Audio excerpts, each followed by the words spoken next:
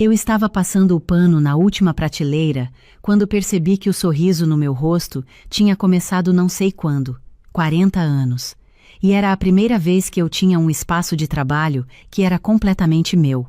Não a mesa da sala onde passei 6 anos com o notebook espremido entre o porta-controles e o vaso de planta que o meu marido insistia em deixar exatamente ali.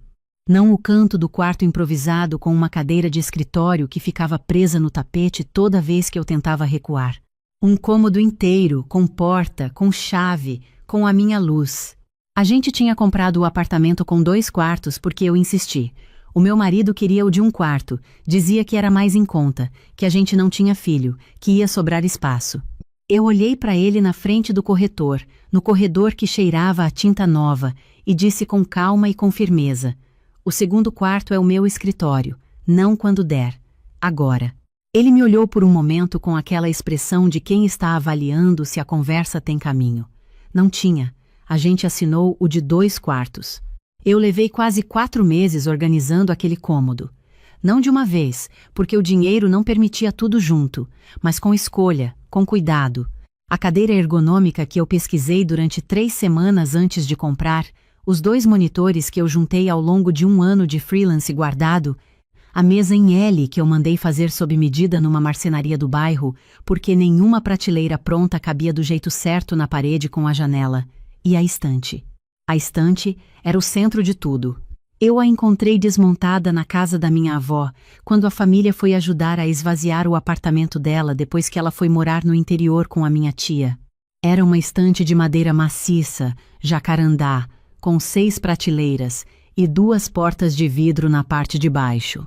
Estava coberta de poeira, com uma das dobradiças torta e o verniz descascado em 3 lugares. A minha mãe disse que a gente devia deixar para doação. Eu disse que queria. Ela me olhou como quem olha para alguém que pegou o pior item do lote. Eu carreguei a estante num frete até o apartamento. Passei 2 finais de semana inteiros lixando, tratando a madeira, substituindo a dobradiça, aplicando verniz novo. Quando terminou, ficou exatamente como eu tinha imaginado. Tinha o cheiro certo, a cor certa, a solidez certa, minha estante, o coração do meu escritório, a coisa mais minha que eu já tive num espaço de trabalho. Foi numa terça-feira, 2 meses depois que o escritório ficou pronto. O meu marido estava na cozinha mexendo em alguma coisa no celular quando eu ouvi a pausa antes de ele falar. Conheço aquela pausa há 11 anos de casamento. Aquela pausa específica significa: tenho uma coisa para dizer que você não vai querer ouvir e estou organizando as palavras.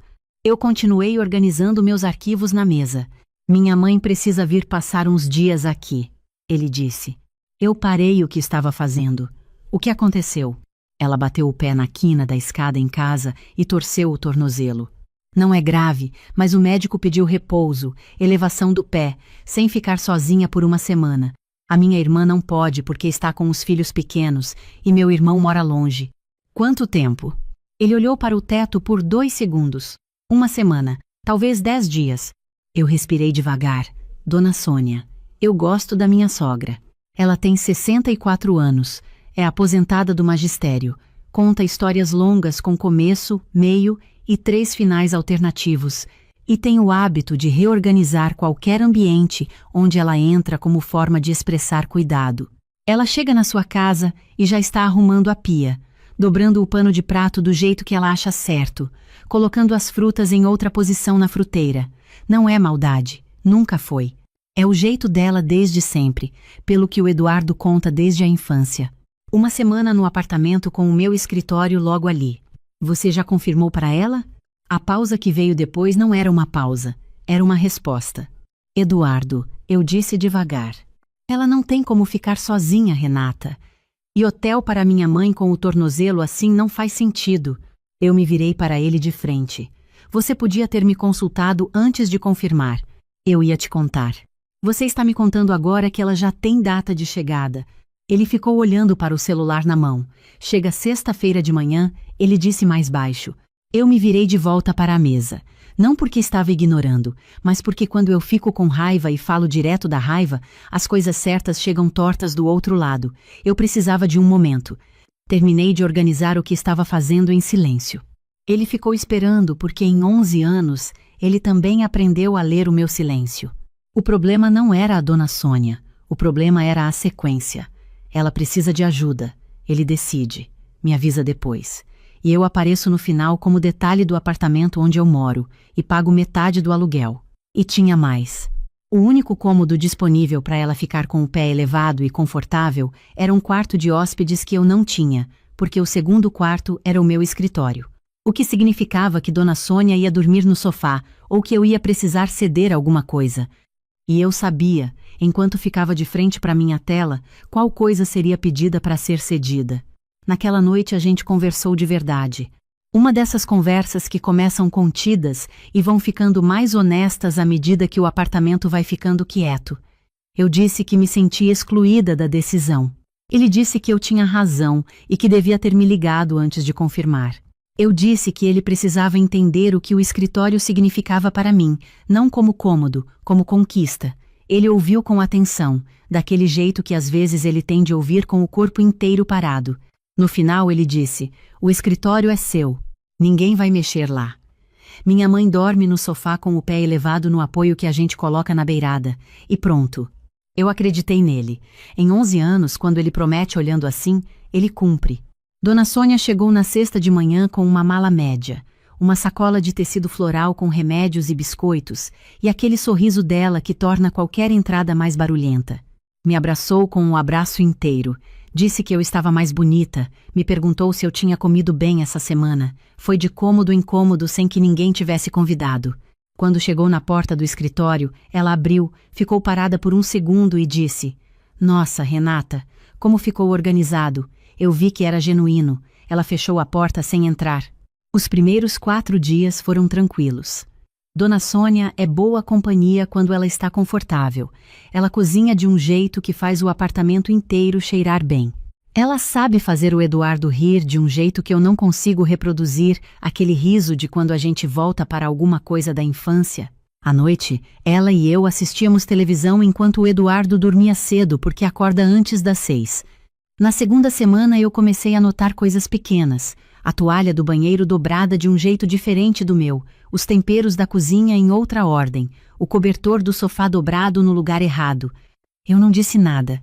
Cada um tem seus hábitos, eu pensei. É só mais uma semana. Na quinta-feira da segunda semana, eu tinha uma reunião presencial com uma cliente nova. Reunião importante, apresentação de proposta de identidade visual, o tipo de coisa que faz a gente acordar cedo e sair com pasta na mão, e roupa que não é a de todo dia. Antes de sair, passei pelo corredor e olhei para a porta fechada do escritório. Fechei por hábito, como sempre. Saí às 8h20 da manhã. Voltei às 5h40 com a reunião aprovada, o projeto confirmado e o humor bom. Abri a porta do escritório antes de largar a bolsa, antes de tirar o sapato, por hábito, e parei. A mesa em L tinha sido empurrada contra a parede do fundo, perdendo completamente o ângulo que eu tinha calculado para a luz da janela. Os 2 monitores estavam encostados um no outro, de lado, como se fossem caixas para guardar. Os livros técnicos que eu tinha organizado por categoria nas prateleiras estavam empilhados de qualquer jeito, alguns deitados em cima dos outros. Os cabos que eu tinha prendido com organizadores na parte de baixo da mesa estavam soltos, enrolados, jogados num canto. E a estante que eu restaurei, que eu trouxe da casa da minha avó, que era o coração daquele espaço, estava encostada lateralmente contra a parede de fundo, como se fosse um móvel qualquer, com os livros das prateleiras de cima retirados e colocados numa caixa no chão para abrir espaço.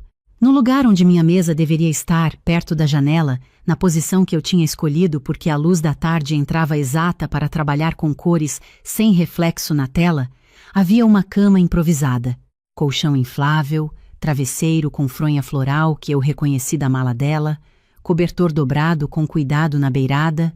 Eu fiquei parada na porta sem conseguir calcular quanto tempo.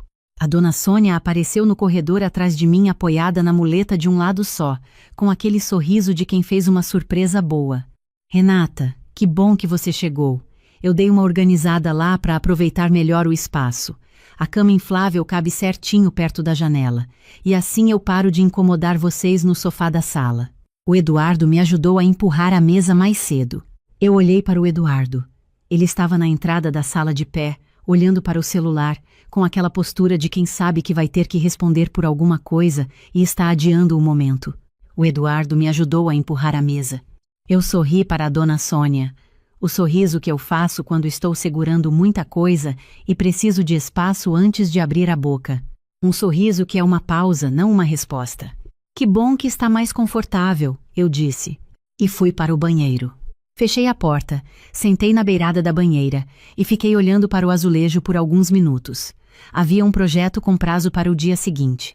Uma apresentação final para uma cliente que tinha me indicado para 3 pessoas. A primeira entrega de uma relação que eu não podia começar mal. Eu precisava trabalhar naquela noite. Precisava dos monitores na posição certa, dos arquivos acessíveis, dos livros de referência onde eu sabia que estavam, da luz da janela que eu conhecia em cada horário. Eu trabalho com o olho e com a cabeça ao mesmo tempo, e quando o espaço está errado para mim, a cabeça fica errada junto. Peguei o celular e liguei para a minha amiga Carla. A Carla tem 42 anos, é advogada, foi casada 2 vezes e tem aquela capacidade rara de ouvir sem encher o silêncio com a opinião dela antes da hora certa. Eu contei. Ela ficou quieta por um momento. Ele ajudou a empurrar a mesa. Ela disse devagar, como quem está repetindo para ter certeza que ouviu direito. É o que estou pensando. E o projeto para amanhã? É o que estou pensando também. Ela respirou fundo. E o que você vai fazer? Não o que eu estava sentindo. Não se eu tinha razão. O que eu ia fazer, porque é fácil ficar com raiva e esperar passar. Eu sabia exatamente como isso terminava. Um ressentimento que vai se acumulando quieto até que um dia explode por uma coisa pequena que, na verdade, é a soma de tudo que ficou engolido. Eu tinha feito isso antes em outras situações, com outras pessoas. Eu sabia o gosto que deixava. Vou conversar com o Eduardo primeiro, eu disse. Boa, ela disse. E o escritório coloca de volta. Ela ficou quieta um segundo. Com ele te ajudando? Ela disse. Com ele me ajudando? Eu disse. Ela deu um riso curto. Vai lá. Naquela noite, depois que a dona Sônia foi para o escritório improvisado, eu chamei o Eduardo para a cozinha. Fechei a porta, sentei na cadeira, coloquei as mãos sobre a mesa e olhei para ele. Me conta o que aconteceu hoje, eu disse. Ele ficou de pé perto da bancada com aquela postura de quem sabe que a conversa vai ser difícil e não tem saída. Minha mãe disse que o sofá estava incomodando a coluna dela além do tornozelo. Ela viu o escritório e perguntou se podia usar só para essa última semana. Ela estava com dor, Renata. Você se lembra da conversa que a gente teve antes dela chegar? Ele não respondeu. Você me disse que o escritório era meu e que ninguém ia mexer lá. Você usou exatamente essas palavras. E hoje você não só deixou, você ajudou a empurrar a minha mesa. Ele olhou para o chão. Essa estante, eu disse devagar. Você se lembra de onde ela veio? Ele ficou quieto. Eu trouxe da casa da minha avó quando a família estava esvaziando o apartamento. Você foi junto no frete. Eu passei 2 finais de semana inteiros restaurando ela, lixando cada pedaço, trocando a dobradiça, passando verniz. Eu sabia exatamente onde ela ia ficar e por que ia ficar ali. A luz da tarde entra naquela posição sem reflexo nos monitores. Isso não é preferência, é como eu trabalho. Você tomou uma decisão sobre o meu espaço de trabalho sem me perguntar, dentro da nossa casa sem me perguntar. É minha mãe, ele disse mais baixo. Eu sei quem ela é. Eu gosto da sua mãe. Isso não é sobre gostar ou não gostar. É sobre o que aconteceu. E eu tenho um projeto para entregar amanhã de manhã. Não é hobby, é cliente, é contrato, é dinheiro que entra nessa casa. Eu preciso da mesa no lugar, preciso dos livros onde eu sei onde estão, preciso trabalhar essa noite. Ele levantou os olhos. Quero ter certeza que você entende de verdade, eu continuei. Porque eu não quero ter que repetir essa conversa. Não com você, não com a sua mãe, com ninguém. Quando alguém quiser mudar alguma coisa no meu escritório, me pergunta antes. Não depois, antes. Ele assentiu. Dessa vez era diferente. Não era o assentimento de quem concorda para encerrar o assunto. Era o de quem chegou num lugar. Eu vou ajudar a colocar tudo de volta agora, ele disse. Era quase 10h30 da noite. Eu sei, eu disse. Você precisa me ajudar a trabalhar. A gente ficou no escritório por quase 1 hora. Ele empurrou a mesa de volta para o lugar certo, perto da janela, no ângulo exato. Eu reposicionei os monitores, reconectei os cabos nos organizadores, recoloquei os livros nas prateleiras por categoria. Os livros de referência de tipografia, os de teoria das cores, os cadernos de projetos por ano, cada coisa no lugar que eu sabia onde estava. Quando terminou, eu fiquei parada no meio do cômodo olhando para a estante restaurada sob a luz do abajur que eu tinha escolhido porque a temperatura de cor era certa para trabalhar com paleta. Era meu escritório de novo. O Eduardo ficou parado na porta, olhando para o espaço, para mim, para a estante. Desculpa, ele disse. De verdade. Eu sei, eu disse. Obrigada por ajudar a arrumar. Ele foi dormir. Eu fiquei trabalhando até 00:40.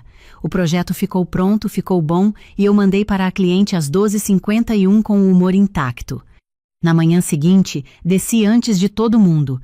Coloquei a chaleira para ferver, fiz café no coador de pano que eu uso desde os tempos de faculdade, porque sou assim com as minhas preferências, e não tenho vergonha nenhuma disso. Fiquei de frente para a janela da cozinha, olhando para a rua ainda escura lá embaixo, para o padeiro abrindo o toldo da padaria do outro lado. Quando a dona Sônia desceu apoiada na muleta, ela parou no corredor. A porta do escritório estava entreaberta com a luz acesa.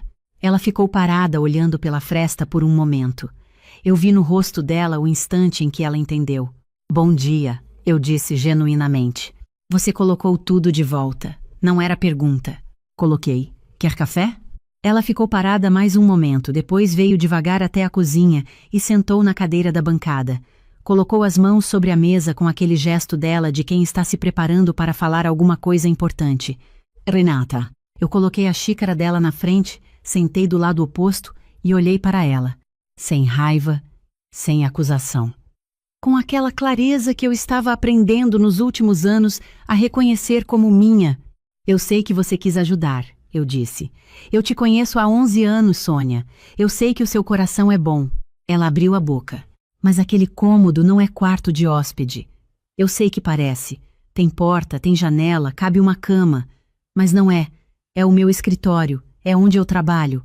É o que eu construí depois de anos trabalhando na mesa da sala sem espaço, sem luz, sem nada que fosse só meu. Cada coisa lá dentro está no lugar porque eu pensei onde ia ficar. E quando você mudou, sem me perguntar, você não mudou só um móvel. Você desfez o trabalho de meses. Ela ficou olhando para a xícara. Eu precisava trabalhar ontem à noite. Projeto com prazo, cliente nova, uma indicação importante. Eu cheguei em casa sem a minha mesa no lugar e precisei arrumar tudo antes de poder sentar e trabalhar. Isso não é pequeno para mim. A dona Sônia ficou quieta por um momento longo. Quando ela levantou os olhos, havia alguma coisa diferente neles. Não era defensividade, era reconhecimento. Eu faço isso, ela disse baixinho. Eu fiquei quieta porque ela estava chegando em alguma coisa, e isso merecia espaço. Eu entro num lugar e começo a reorganizar porque acho que estou ajudando. Sempre achei. Minha mãe reclamava quando eu era menina. O meu ex-marido reclamava. O Eduardo reclamava quando era adolescente. E eu mexia no quarto dele. Eu sempre achei que estava cuidando. Nunca parei para pensar que cuidar podia precisar de uma pergunta antes. Eu ouvi sem interromper, porque ela não estava me dando uma explicação para se defender. Ela estava me contando uma coisa real sobre ela mesma. Isso é diferente e merece atenção diferente. Eu devia ter perguntado, ela continuou. Devia ter perguntado para você antes de pedir para o Eduardo, e devia ter perguntado para você antes de entrar naquele cômodo. Não fiz nenhuma das duas coisas. Obrigada por falar isso, eu disse. Ela tomou um gole do café. A gente ficou em silêncio por um momento. O tipo de silêncio que não é vazio, que tem peso e temperatura. Eu posso continuar no sofá, ela disse. O tornozelo já está melhor, aguento mais uma semana. Eu olhei para ela por um segundo. A inflável fica no nosso quarto essa semana, eu disse. Você dorme no quarto de verdade, com colchão de verdade, com porta, com o pé elevado do jeito que o médico pediu. Ela me olhou. Você faria isso? Você está aqui há 10 dias com um tornozelo torcido dormindo num sofá, eu disse. Isso eu posso fazer. Ela ficou me olhando com uma expressão que eu não soube nomear na hora, mas que guardei. Uma mistura de gratidão e surpresa e alguma coisa mais funda que não tinha palavra fácil. O Eduardo desceu meia hora depois, com aquela postura de quem está se preparando para uma manhã difícil. Quando chegou na cozinha e nos viu as duas sentadas com café e expressão tranquila, ele parou na entrada com aquela cara de quem não entende o que aconteceu, mas está aliviado que aconteceu. Café? Eu perguntei. Sim, ele disse com um sorriso que era mais alívio do que alegria. Depois que a dona Sônia foi tomar banho, ele ficou comigo na cozinha, me olhou por um momento. Vocês conversaram? Conversamos. Como foi? Honestamente, eu disse. Não precisava ser difícil, só precisava ser verdadeiro. Ele ficou me olhando com uma expressão que eu conheço bem, mas nunca consigo descrever direito. Uma mistura de orgulho e de reconhecimento, e de algo mais quieto que fica embaixo das duas coisas. Você é incrível, ele disse. Eu sei, eu disse, e sorri. Os últimos 4 dias da estadia foram completamente diferentes. A dona Sônia perguntava antes de qualquer coisa: posso usar essa frigideira? Posso colocar o casaco aqui? Esse lugar está sendo usado? Eram perguntas pequenas, mas mudavam tudo no clima do apartamento. A tensão que eu nem tinha percebido que estava carregando quieta foi embora, e alguma coisa mais aconteceu que eu não estava esperando. A gente ficou mais próximas. Tem um tipo de aproximação que só acontece depois que você para de fingir que está tudo bem e fala o que é verdade com cuidado. Um espaço mais limpo entre as pessoas, sem aquela camada de cortesia que a gente coloca para não incomodar e que com o tempo vai engrossando até não deixar mais nada passar de verdade. Na penúltima noite, a dona Sônia me pediu para ver o escritório de verdade, não a versão que ela tinha reorganizado. O escritório como ele era. Eu abri a porta e acendi a luz. Ela entrou devagar, como quem entra num lugar que entende que tem significado. Ficou olhando para a estante, passou os dedos levemente na madeira da lateral da prateleira do meio. Essa madeira é antiga, ela disse. Jacarandá, eu disse. Era da casa da minha avó. Ela virou para mim. Você restaurou? Passei 2 fins de semana. Lixei tudo, troquei a dobradiça, dei verniz novo. Ela ficou olhando para a estante por um momento, depois olhou para mim com uma expressão diferente da que eu conhecia nela. Eu não sabia, ela disse. Não tinha como saber, eu disse, mas é por isso que ela importa tanto. Não é porque é bonita, é porque tem a minha avó dentro dela, e tem 2 fins de semana meus. E tem a decisão que eu tomei de não deixar ela ir para a doação quando todo mundo achava que era só um móvel velho. Ela ficou quieta. Então disse: a minha mãe tinha uma máquina de costura que meu irmão vendeu quando ela morreu sem me perguntar. Eu nunca perdoei de verdade. Eu ouvi porque ela estava me contando uma dor real, não uma comparação. Existe uma diferença entre as duas, e eu aprendi a escutar qual é qual. É diferente perder alguma coisa que importa de perder a coisa em si, eu disse.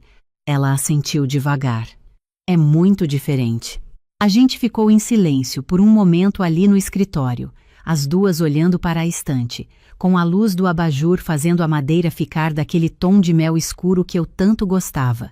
No último dia, ela insistiu em cozinhar o almoço inteiro. Fez frango ao molho pardo com polenta, que o Eduardo declarou solenemente que era o melhor que ele tinha comido desde a infância, o que ela aceitou como o maior elogio possível, e eu concordei porque era verdade. Ela me pediu a receita do bolo de laranja que eu tinha feito na noite anterior.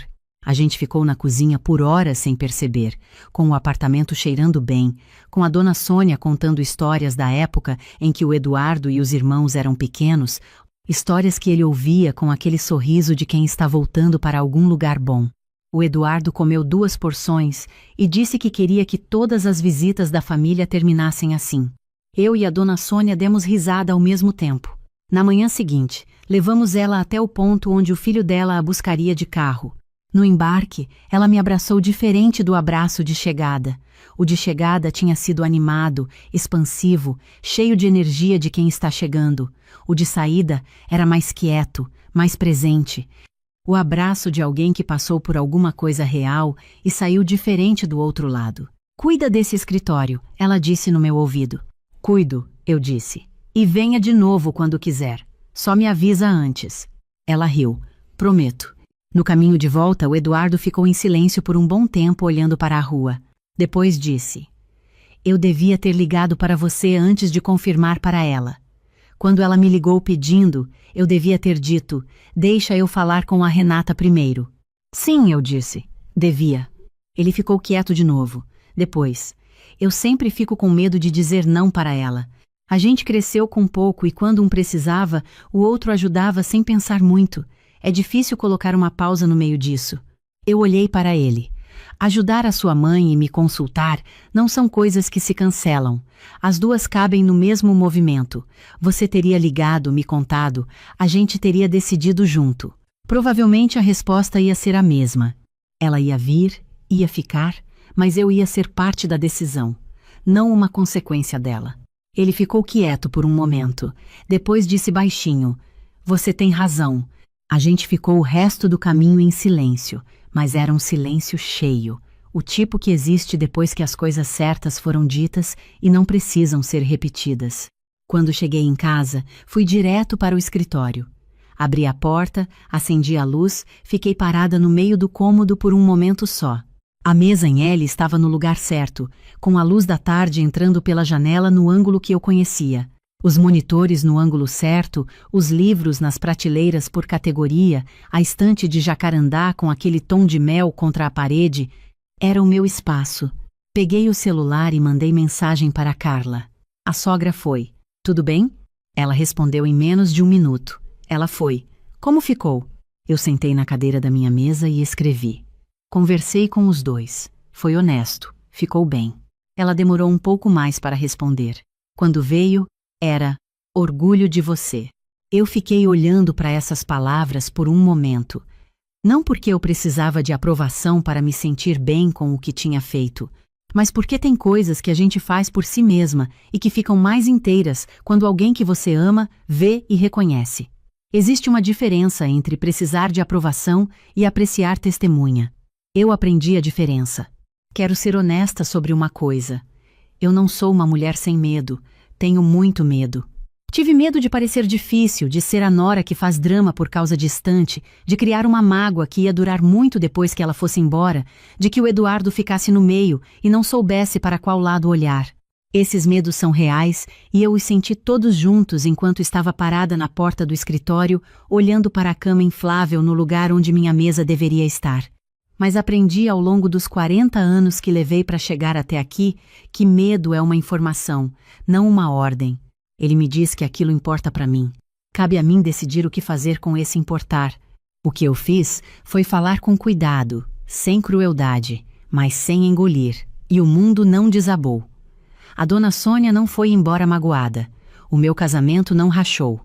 O que aconteceu foi o oposto. Alguma coisa ficou mais firme, mais honesta, mais real entre nós três.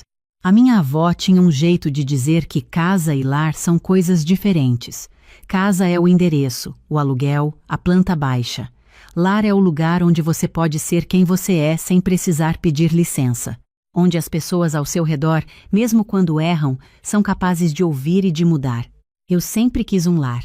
E estou aprendendo que construir um lar não é sobre ter o espaço certo ou os móveis no lugar certo. É sobre ter a coragem de dizer: isso é meu, isso importa para mim, sem se desculpar por isso. Para as pessoas que você mais ama, exatamente porque você as ama. O Eduardo apareceu na porta do escritório mais tarde. Ficou olhando por um momento para a estante, para a mesa, para a luz da tarde na janela. Depois olhou para mim. Você vai trabalhar ou vem tomar café comigo? Eu olhei para a mesa, para o projeto aberto na tela, para a luz entrando certa. Café primeiro, eu disse. Ele sorriu daquele jeito dele, o sorriso inteiro.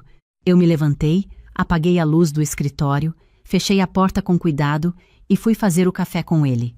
Tem coisas na vida que a gente constrói devagar, uma estante resgatada do pó, uma mesa no ângulo certo da luz da tarde, um cômodo com porta e chave, e tem um medo específico que chega junto, o de parecer difícil por cuidar do que é seu. Mas medo é informação, não ordem. Dizer, isso importa para mim com carinho, sem engolir e sem ferir, não racha os laços verdadeiros, ao contrário, deixa eles mais firmes. Lar é exatamente isso. o lugar onde a gente pode ser quem é, sem pedir licença, entre pessoas que sabem escutar. Eu tinha 40 anos quando percebi que havia deixado de ser uma pessoa para me tornar uma extensão de uma casa que nunca foi minha. Não foi uma discussão que me fez enxergar isso. Não foi uma crise, nem uma noite de choro no banheiro com o chuveiro aberto para ninguém ouvir. Foi uma agenda. A minha agenda de couro marrom, aquela que eu usava desde os tempos em que trabalhava numa consultoria financeira em São Paulo, com o meu nome gravado na capa em letras douradas que já estavam desbotando de tanto uso. Eu a deixei em cima da minha escrivaninha numa tarde de quarta-feira e quando voltei do mercado, ela não estava mais lá. Perguntei para o meu marido. Ele disse, sem pausar o que estava fazendo, que a mãe dele havia separado umas coisas velhas para doação e que provavelmente a agenda tinha ido junto por engano. Por engano. Eu fui até o saco de doação que estava na área de serviço. A agenda estava lá, dobrada dentro de uma sacola junto com revistas velhas e uma xícara sem alça. Eu a peguei, limpei com a manga da blusa e a trouxe de volta para o quarto. Sentei na beirada da cama, segurei ela com as duas mãos e fiquei olhando para o meu nome desbotado na capa por um tempo que não sei dizer quanto foi. Não disse nada, não fui reclamar. Sorri para mim mesma com um tipo de sorriso que quem me visse de fora não saberia classificar. Não era conformação, era o começo de uma decisão. Deixa eu te contar desde o início, porque essa história tem uma lógica que só fica clara quando você vê ela por inteiro. Eu me chamo Fernanda. Sou analista financeira há quase 15 anos. Trabalhei numa consultoria em São Paulo por 12 desses anos, cuidando de planejamento tributário para empresas de médio porte. É um trabalho que exige precisão, paciência e a capacidade de enxergar padrões que outras pessoas não percebem. Números mentem menos do que palavras quando você sabe ler o que está por trás deles. Eu aprendi isso cedo e carrego esse olhar para tudo na minha vida. Quando conheci o meu marido, eu tinha 35 anos. Ele tem 42 agora, é médico, cardiologista. Nos conhecemos numa viagem de fim de semana que eu fiz com amigas para uma cidade no interior de São Paulo, uma daquelas cidades pequenas com praça central, coreto e padaria que abre às 5 da manhã. Ele estava lá porque é de lá. Eu estava lá por acaso. Ficamos em contato. A distância foi diminuindo, e depois de 1 ano e meio namorando entre São Paulo e o interior, a conversa sobre o futuro chegou naturalmente. A proposta dele fazia sentido no papel. Ele tinha um consultório consolidado naquela cidade, uma carteira de pacientes construída ao longo de anos, parceria com o hospital local. Mudar tudo isso para São Paulo seria começar do zero. Já eu poderia, em tese, fazer o meu trabalho de qualquer lugar com um bom computador e internet. O mundo estava mudando, o trabalho remoto estava deixando de ser exceção, e a consultoria onde eu trabalhava já tinha alguns colaboradores em outros estados. Eu pensei, pesquei, considerei e aceitei. O que eu não considerei com a profundidade que deveria foi o detalhe de que moraríamos na casa dos pais dele enquanto o terreno que eles tinham nos fundos do quintal era construído, 6 meses no máximo, enquanto a obra andava. A obra não andou no ritmo que deveria. Obras nunca andam, e 6 meses viraram 1 ano virou 2, 2 viraram 4. E eu fui ficando, da mesma forma silenciosa com que certas coisas acontecem quando você não percebe que estão acontecendo. A minha sogra tem 65 anos, cabelo branco cortado curto, jeito calmo de falar e uma habilidade particular de organizar o espaço ao redor dela de um jeito que deixa claro, sem que ela precise dizer uma palavra, quem pertence àquele espaço e quem está apenas de passagem. Ela nunca foi grossa comigo, nunca levantou a voz, nunca disse nada que eu pudesse apontar e dizer, olha, isso foi cruel. Era mais sutil do que isso. Era a forma como ela reorganizava a cozinha depois que eu cozinhava, como se eu tivesse usado os armários errados. Era o jeito como ela comentava sobre a roupa que eu estendia no varal, dizendo que preferia dobrar diferente. Era como ela se referia à casa, sempre como minha casa, nunca como nossa casa, mesmo depois de 4 anos de eu contribuindo com as despesas mensais. O meu sogro era mais direto, ele não disfarçava a hierarquia. Quando queria que alguma coisa fosse de um jeito, ele simplesmente dizia que era assim, sem discussão, sem negociação. Era um homem que havia passado a vida inteira sendo a última palavra em tudo e não entendia por que isso precisaria mudar. E o meu marido? O meu marido é um homem bom. Eu digo isso sem ironia, porque acredito nisso. Ele é dedicado, trabalhador, cuidadoso com os pacientes, generoso com os amigos.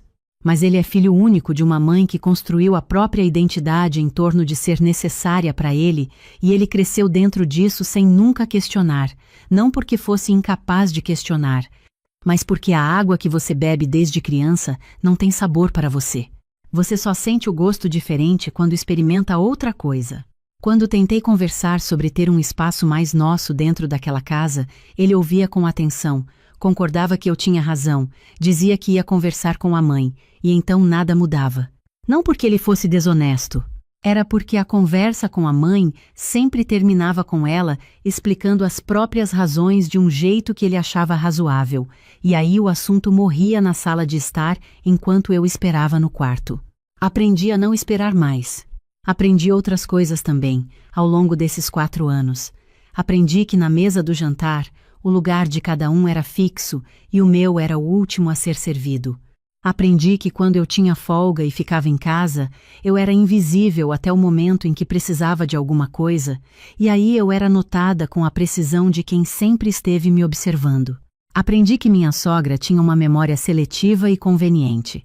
Lembrava com detalhes de tudo que eu deveria ter feito diferente e esquecia completamente de qualquer coisa que ela tivesse dito que pudesse ser usada contra ela.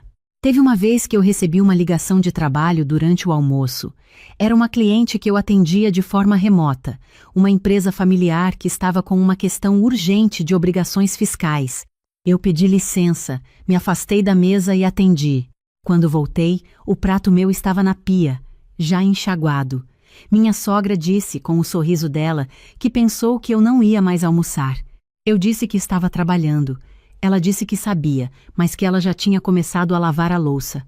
Eu sentei à mesa vazia e comi uma fruta que tirei da fruteira. Não disse nada, só observei. Eu observava muito nessa época.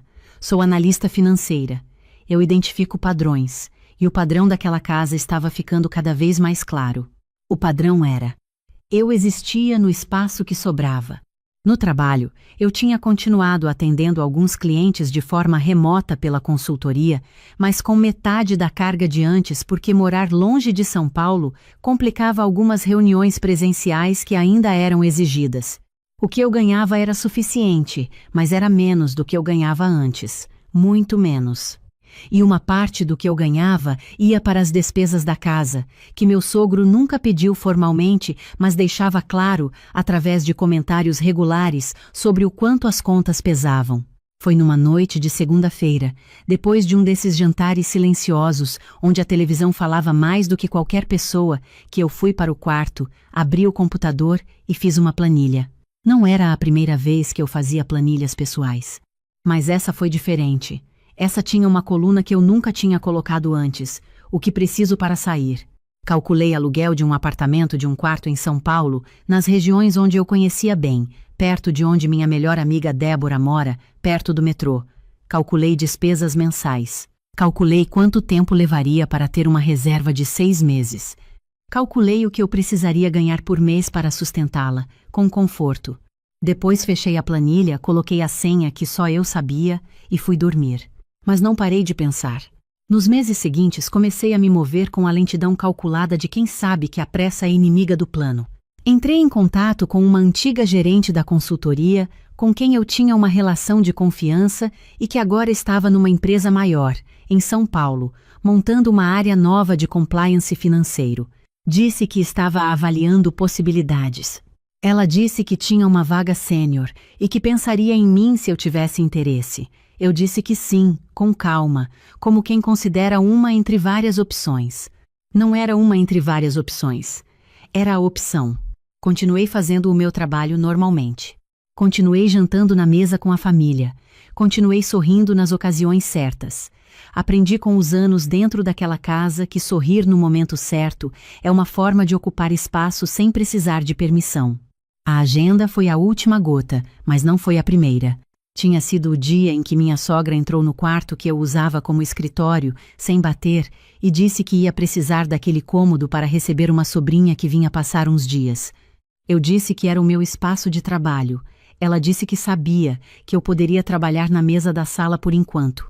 Eu passei 3 semanas trabalhando na mesa da sala, com a televisão ligada ao fundo e as conversas da casa ao redor, tentando concentrar em planilhas de auditoria, como se aquilo fosse normal.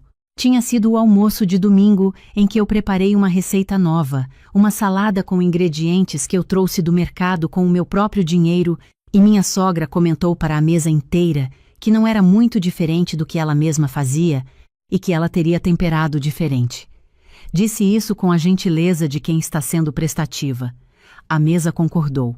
Tinha sido a tarde em que eu estava ao telefone com a minha mãe, que mora em Campinas, e meu sogro passou pelo corredor, olhou para mim com aquela expressão de quem contabiliza o tempo alheio e disse que eu falava muito no telefone. A minha mãe ouviu. Eu fingi que não havia ouvido. Mas a agenda foi o momento em que eu entendi que não era descuido, era sistemático. Aquela casa funcionava como um organismo que naturalmente expelia o que não pertencia a ela. E eu, depois de 4 anos tentando pertencer, finalmente entendi que não era uma questão de esforço, era uma questão de origem.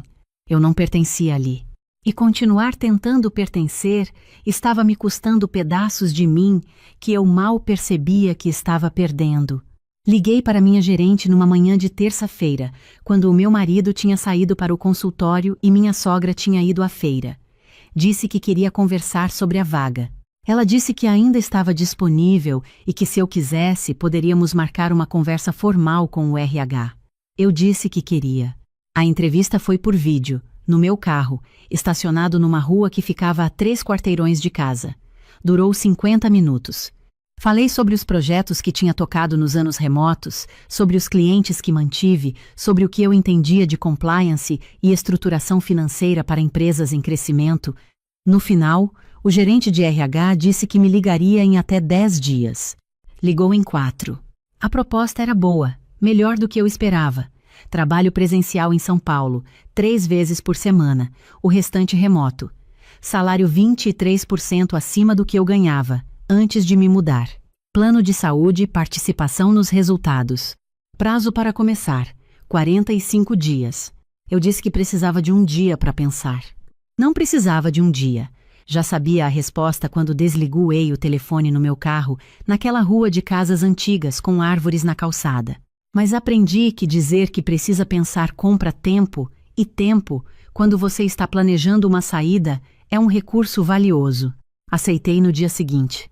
A partir daí, comecei a organizar a minha saída com o mesmo método que uso para planejar o encerramento de uma empresa, etapa por etapa, sem pressa, sem deixar rastros desnecessários, sem anunciar o que estava fazendo antes que estivesse feito. Abri uma conta poupança separada, numa instituição diferente da que eu usava para as despesas compartilhadas. Passei a depositar ali uma parte do que recebia todo mês. Não era uma fortuna, mas era suficiente para o que eu precisava. Comecei a pesquisar apartamentos em São Paulo, naquele mesmo bairro onde Débora mora, perto do metrô Paraíso, num raio de caminhada de um mercado e de uma padaria que eu lembrava de frequentar quando ainda morava lá. Encontrei um apartamento de 1 quarto num prédio de fachada amarela que os moradores chamavam de O Casarão, porque tinha sido construído nos anos 70 e tinha aquele tipo de solidez de construção antiga que os prédios novos raramente têm. 4º andar, sem elevador, vista para um jardim interno pequeno com uma mangueira que devia ter 40 anos. A janela da cozinha pegava o sol da tarde. Assinei o contrato por e-mail numa quarta-feira, usando o endereço de trabalho que a empresa nova já tinha me fornecido.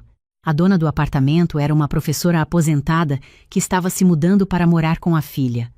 Ela me mandou as fotos do apartamento vazio por WhatsApp com uma mensagem dizendo que esperava que eu fosse feliz ali. Eu li essa mensagem no meu carro, às 11 da noite, depois de ter colocado o carro na garagem e ficado sentada lá por um tempão sem conseguir entrar em casa. Não chorei, mas ficou uma coisa no peito que era parecida com choro, só que mais quieta. Nos 2 meses seguintes, organizei a minha saída com a naturalidade de quem simplesmente está fazendo coisas comuns. Comecei a levar roupas para a lavanderia que ficava perto do trabalho de Débora, dizendo que a máquina de lavar da casa tinha dado problema. A máquina não tinha dado problema nenhum, mas as roupas iam para a lavanderia, de lá para uma mala que eu deixei na casa de Débora e que foi enchendo aos poucos ao longo de semanas. Meus livros foram saindo da estante do quarto um a um, sempre com uma justificativa. Esse eu vou emprestar para uma colega. Esse eu preciso de referência para um projeto. Esse está lá há anos e acho que não vou mais usar. Ninguém perguntou nada. Ninguém prestou atenção. Os documentos foram os primeiros a sair. Diplomas, contratos, notas fiscais de coisas que eram minhas, certificados de cursos que fiz ao longo da carreira. Coloquei tudo numa pasta que ficou no porta-malas do meu carro por semanas, até eu levar para o apartamento de São Paulo numa das viagens que comecei a fazer com a desculpa de visitar Débora. A agenda foi a última coisa a entrar na mala. Eu a limpei de novo, desta vez com um pano úmido, devagar. O couro estava gasto em algumas partes. O elástico que fechava havia frouxado com os anos. O meu nome na capa estava quase invisível, mas ainda estava lá.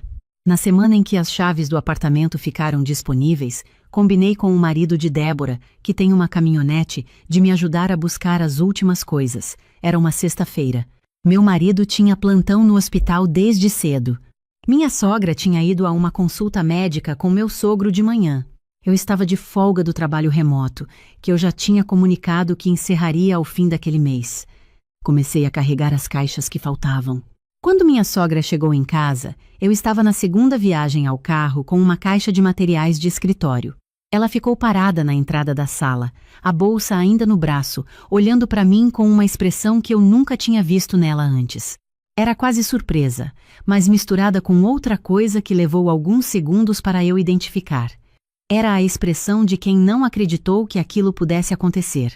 Ela perguntou o que eu estava fazendo. Eu disse com o tom que uso nas reuniões de trabalho quando preciso comunicar uma decisão que não está aberta para a negociação que eu estava saindo, que havia alugado um apartamento em São Paulo, que havia conseguido um emprego novo, que estava indo embora naquele dia. Ela ficou quieta por um tempo. Depois disse que eu deveria ter conversado antes, com a família, com o meu marido, que decisões assim não se tomavam sozinha.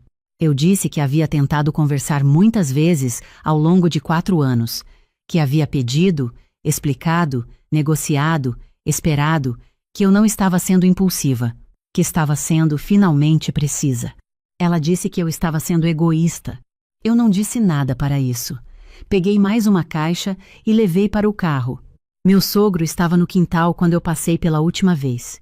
Ele me olhou com aquela expressão de autoridade que funcionava com todo mundo dentro daquela casa e disse que eu não poderia simplesmente ir embora assim. Que havia responsabilidades. Que havia coisas a serem conversadas. Eu disse que as despesas da casa estavam pagas até o fim do mês, que o meu marido sabia como me contatar, que se houvesse alguma questão patrimonial a ser discutida, eu tinha uma advogada que poderia intermediar. Disse isso com a mesma serenidade de quem está lendo um comunicado que já foi revisado várias vezes. Meu sogro não disse mais nada. Eu fechei o portão. No carro, mandei uma mensagem para o meu marido. Disse que havia saído, que havia um apartamento em São Paulo com o meu nome, que precisávamos conversar quando ele pudesse, sem pressa, sem drama, que eu estava bem. Ele ligou 40 minutos depois. A voz tinha uma qualidade que eu não estava acostumada nele, mais alta do que o normal, com aquela urgência de quem foi surpreendido no meio de um dia que parecia comum. Perguntou o que estava acontecendo. Eu contei. Com calma, com clareza, sem acusação e sem ressentimento.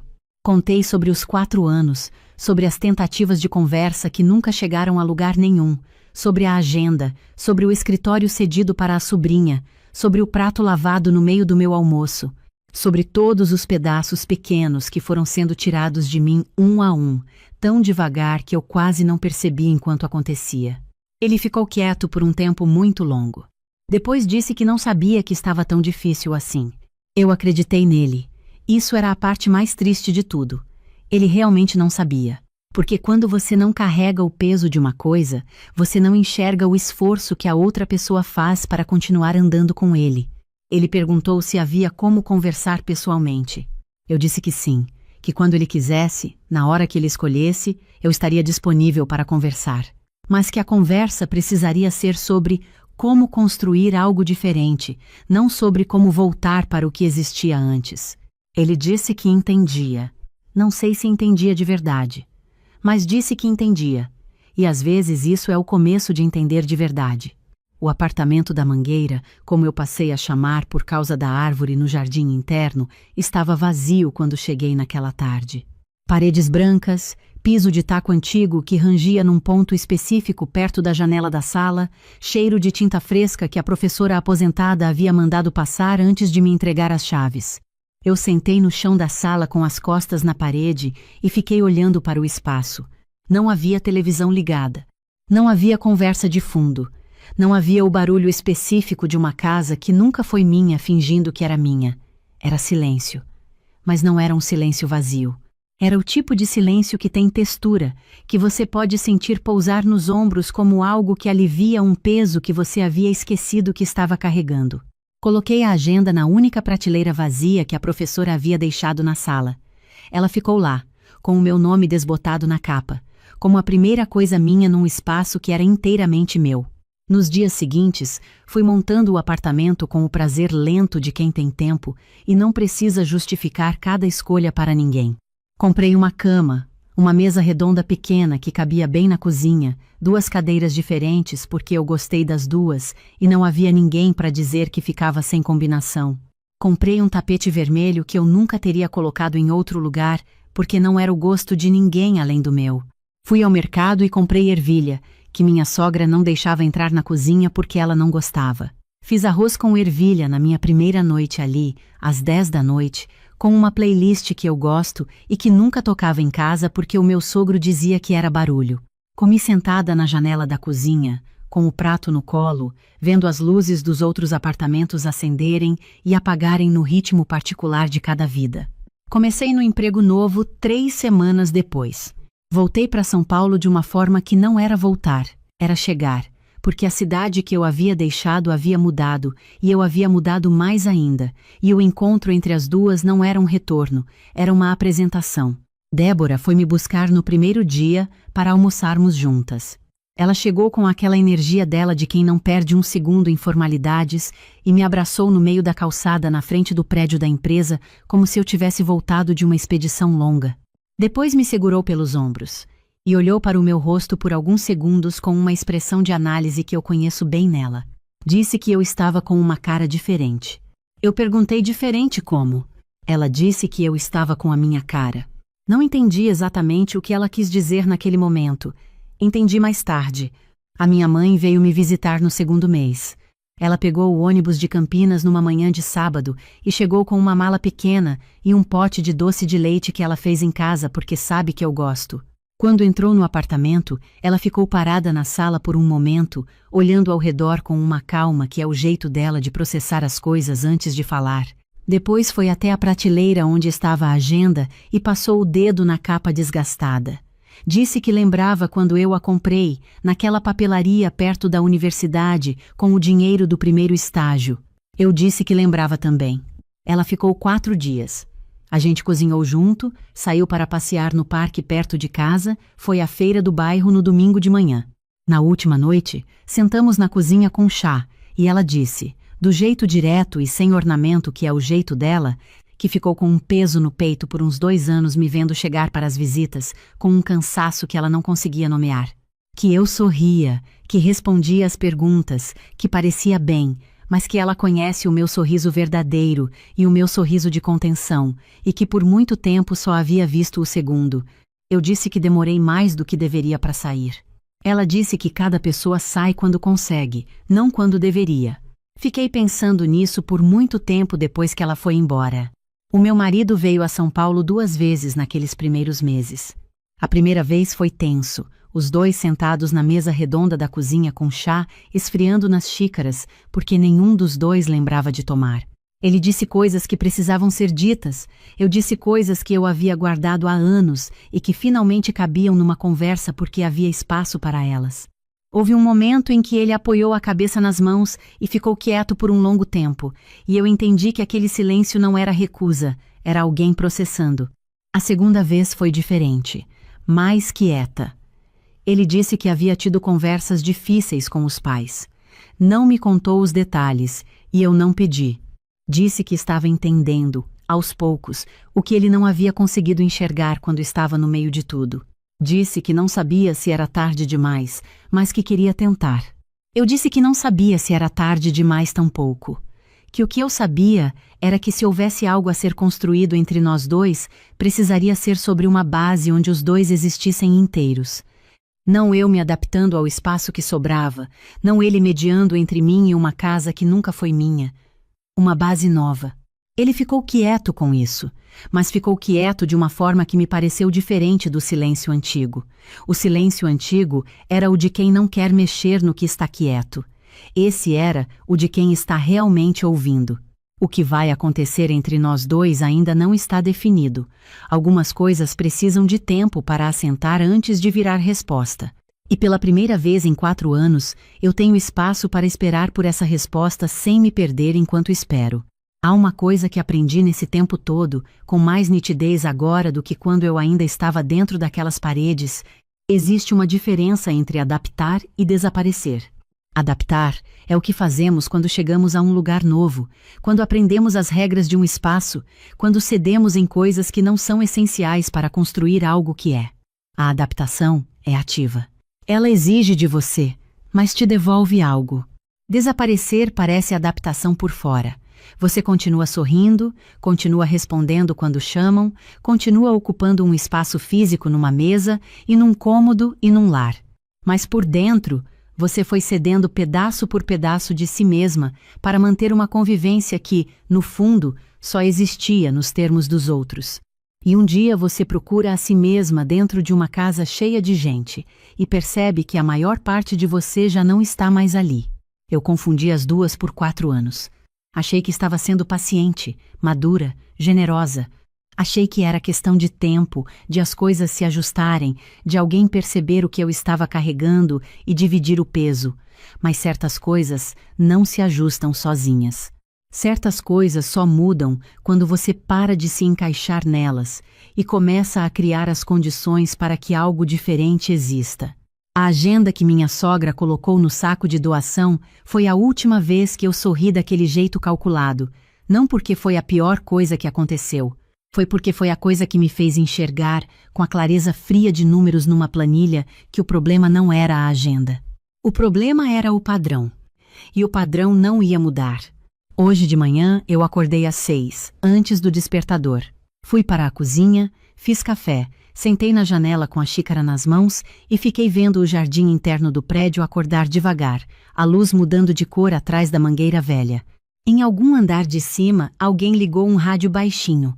Na rua lá fora, o mundo estava começando no seu próprio ritmo. Ninguém havia reorganizado a minha cozinha enquanto eu dormia. Ninguém havia contabilizado o custo do meu café. Ninguém havia decidido que a minha xícara estava no lugar errado ou que eu deveria ter acordado mais cedo ou mais tarde. O espaço era meu, as regras eram minhas, o silêncio era meu. Às vezes a liberdade não precisa de mais do que isso. Um lugar onde você pode sentar na janela de manhã com o seu café e não precisar de permissão de ninguém para estar ali. Existe uma diferença fundamental entre adaptar-se e desaparecer. Adaptar é ceder no que não é essencial. Para construir algo junto é ativo e te devolve algo. Desaparecer é ir perdendo pedaços de si mesmo em silêncio, até procurar-se num espaço cheio de gente e não se encontrar mais. Respeitar-se não é egoísmo. É a base de qualquer convivência saudável. Certas situações não se ajustam com paciência infinita. Mudam quando paramos de nos encaixar nelas e criamos condições para algo novo existir. Observe os padrões da sua vida com a mesma honestidade com que se observam números. Eles não mentem. E lembre-se, cada pessoa sai quando consegue, não quando deveria.